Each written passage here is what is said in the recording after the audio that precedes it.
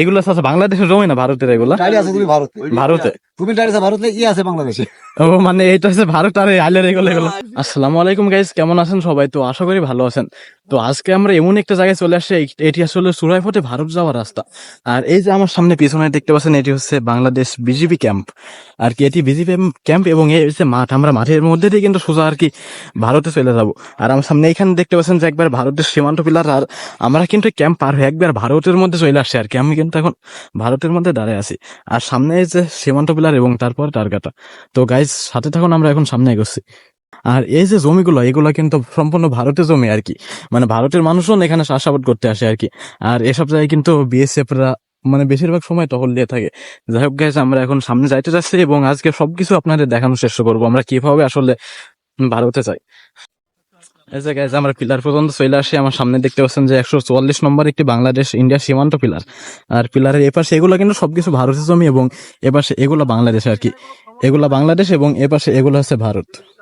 আর এই যে আমার সামনে এগুলা কাঁটাটার একবারে গাছে দেখতে পাচ্ছেন, এগুলো আছে বাংলাদেশের জমি না ভারতের? এগুলা ডাইরি আছে তুমি ভারতে, ভারতে। তুমি ডাইরি আছে ভারতে, আছে বাংলাদেশে। ও মানে এটা হচ্ছে ভারত আর আইলের এগুলো এগুলো। ওই দেখো ঘুনা ওইটি, আচ্ছা আচ্ছা। ওই ঘুনা দেখছো ওই গেল ধরো, ওই দেখো পিলার অমদি, ওই দেখো জঙ্গলটা ঝোপটা দেখো না, ওইখানে আছে পিলার। এদিকে ধরো ওই দেখো ঘুনায় পিলার, ওইখানে চলে গেল ধরো ওই রাস্তার মুখ আছে ওইখানে পিলার, ওইখানে আর সামান্য ব্যাগ হয়ে চলে গেল ওই কলা চালায় পিলার। ওই কলা চালা দিয়ে চলে গেল তোমার একবার ওই সরা চালা করলে রাস্তার মুখে, ওইখানে চলে গেল আবার ধরো পিলার ওই দেখো এইখানটা। আপনাদের কি ভারতে কেউ আছে? না আমার ভারত থেকে না। ভারতে কেউ আপনার কেউ আছে? আপনারা তো এখানে তো জন্মস্থান তাহলে বাংলাদেশে নাকি? বাংলাদেশে। আচ্ছা আচ্ছা আচ্ছা, ধন্যবাদ আপনাদের।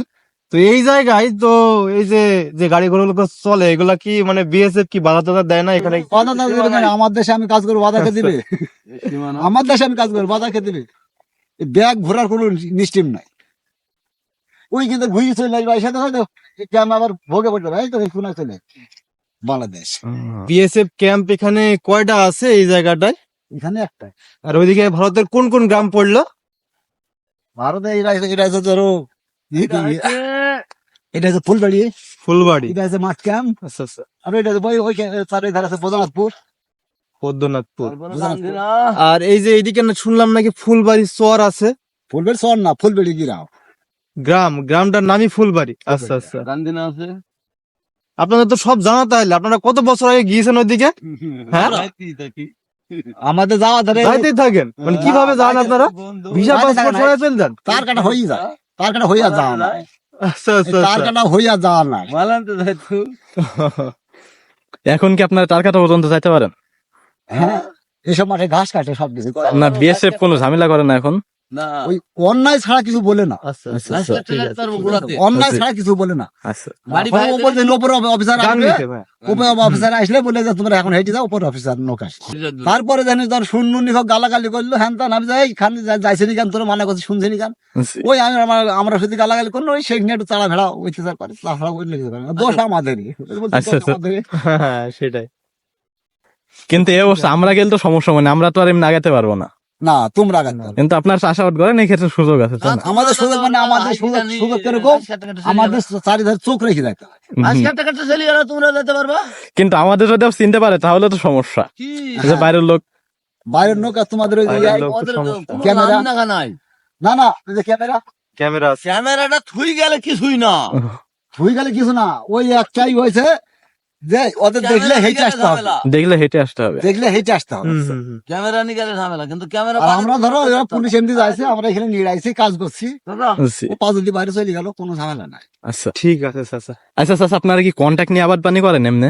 মানে আমরা হ্যাঁ, শুনছি কিছু নাকি কিছু- ভারতের লোক কন্ট্যাক্ট নেই খুবই কম টাকায়। এটা কিছু কিছু করে এগুলো আপনার কন্ট্যাক্ট খরচ কেমন পড়ে? খরচ মানে ওই আবার আবার যাতাই, আর ওদের 2000 কি 5000 টাকা দিল এই বিঘিতে। বিঘিতে? হ্যাঁ। বিঘাতে 2-5 হাজার টাকা মাত্র? হ্যাঁ, না, বিঘি 10,000 তাছাড়া ও ভারতের লোক কেবল 1000 টাকা দেবে। এই তো জমির দাম কেমন? এই যে এখানকার জমির দাম কেমন ভারতে? ভারতের জমি দাম নাই, দাম নাই মানে কত করে তাও? ইয়াদের খুব যে টাইম বাড়ি ওদের প্রায় 50,000 এরকম হবে। ওরা তোমার হিন্দুরা তো ধরো জমি বেশি গেলে তো কিছুটা হিন্দুদের জমির দাম কম, আচ্ছা আচ্ছা। আর মুসলমানদের জমি কিছু কিছু দাম বেশি করে আসা যাওয়া করতে পারছে। ওদের ধরুন এক জাতীয় জিনিস একটু কম পুরা ধরো সব বড় এলাকা আছে ভেতরে উঠছে যাই গাইজ আমরা বর্তমানে যেখানে দাঁড়িয়েছি এটি আসলে খুবই মারাত্মক একটি সীমানা। আর এই যে চাচারা তারা কিন্তু এই ভারতের জমিতে চাষাবাদ করছিল এবং দেখতে পাচ্ছেন যে একবার কাঁটাটা সোজা চলে যাচ্ছে আর কি, একবার কাঁটাটার পাশ দিয়ে কিন্তু ভারতের মানে সীমান্ত এলাকাগুলো ঘুরবে এবং তারা কিন্তু চাইলে যে কোনো সময় মানে তার কাটা পর্যন্ত যাইতে পারে, আবার পানি করতে পারে, তাদের কোনো সমস্যাই হয় না। আর আমি যেখানে দাঁড়িয়ে আছি এটা কিন্তু শহরতলার একটি গ্রাম এবং আমার সামনে দেখতে পাচ্ছেন যে 140 নম্বর একটি পিলারের এপারে এগুলা কিন্তু বাংলাদেশ এবং এপাশে ভারত। আর এই যে সামনে এটি হচ্ছে বিজেপি আপনার এই টং যেগুলো বলা হয় টং, মানে ওপর থেকে আপনার চারিকোলের নজর রাখতে পারে আর কি। এখানে যেহেতু বিজেপি নাই এজন্য আমরা এমনি আসছি আর কি। আর এই পিলারের এপাশে দেখতে পাচ্ছেন চাষার আসলে তার কাটার কাজ পর্যন্ত পোষাই গেছে, ওই যে তার কাটা এবং তার কাটা পার হলে ভারত। আর এই যে সামনে দেখতে পাচ্ছেন মানে আসলে অনেকে চাষাবাদ করছে, তারা কিন্তু ভারতের তার কাটা পার হয়ে বাংলাদেশের মধ্যে চাষাবাদ করার জন্য আসছে। আর এই চাষারা তো আসলে মানে বাংলাদেশ থেকে ভারতের মধ্যে চলে গেছে। আর গাইজ এই যে সীমান্ত পিলার পার হয়ে কিন্তু আমি এখন বাংলাদেশের মধ্যে চলে আসছি আর কি। এখন এই যে বাংলাদেশের রাস্তায় আমি হাঁটতেছি আর সামনে এই যে এটি হচ্ছে বাংলাদেশের বিজিবি টং, যেখান থেকে মানে আসলে ওই টং এর ওপর ওইটা বিজিবি বৈশা আসলে চারিপাশে নজর রাখে কেউ আসলে তার কাটা পার হচ্ছে কিনা, বা বাংলাদেশ থেকে ভারতে যাচ্ছে কি, বা ভারত থেকে বাংলাদেশে কেউ মানে আসছে কিনা, এগুলো আসলে নজরদারি করা হয়। মানে চূড়াই পথে কেউ অবৈধ কার্যক্রম করতে না পারে এজন্য আর কি এই টংগুলা তৈরি করা হয় এবং এখান থেকে চারিপাশের দৃশ্যগুলা বিজিবিরা নজরদারি করতে থাকে। গাইজ এই যে আমার সামনে দেখতে পাচ্ছেন যে বিজিবি টং, আর টং বলতে বোঝায় যে এখানে আসলে এই যে টং এর দুইতলা উপরে দেখছেন এই উপরে একজন বিজিবি থাকবে এবং যেখান থেকে আপনার জুম লেন্স বা আপনার মানে ক্যামেরার মাধ্যমে বিভিন্ন দূরবর্তী এলাকা নজরদারি করা হয়। আর এই যে উপরে দোতলা এখানে কিন্তু একজন বিজিবি বসে মানে এই বর্ডার এলাকার সীমান্তের চারিপাশে নজরদারি করে থাকে। আর এটি হচ্ছে বাংলাদেশে বিজিবি টং বলা হয়। আর টং থেকে এখানে সীমান্ত পিলার এবং এই যে টারকাটা একেবারে কাছে। আর টারকাটার পাশে যে দেখতে পাচ্ছেন যে আসলে ভারতের মানুষজন রাস্তা দিয়ে চলাফেরা করছে আর কি। আর এগুলা কিন্তু সব মানে বাংলাদেশের জমি এবং এ পাশে এগুলা কিন্তু আবার ভারতের জমি। আর এই যে টং থেকে কিন্তু আমাদের এই টারকাটা একেবারে কাছে। আসলে ক্যামেরায় কত দূর দেখা যাচ্ছে আমি জানি না, তবে এই যে এগুলা হচ্ছে টারকাটা একেবারে কাছে আমাদের কাছে, এই যে দেখতে পাচ্ছি। আর এই সোজাসুজি কিন্তু একবারে সরাসরি ভারতে প্রবেশ করা যায়। আমি আসলে মানে অনেকের সাথে কথা বলে আপনাদের বোঝানোর চেষ্টা করেছে যে আসলে টারকাটা পার হয়ে কিভাবে ভারতে যাওয়া যায়।